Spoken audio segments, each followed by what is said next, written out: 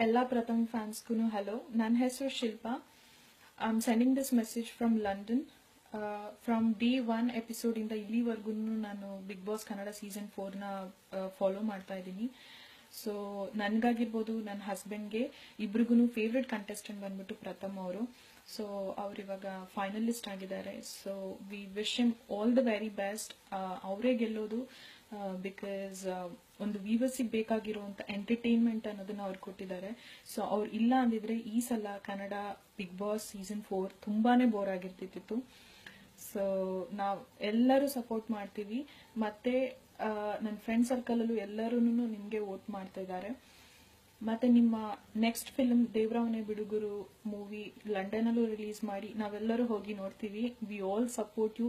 Lots of love from London and I wish you all the very best.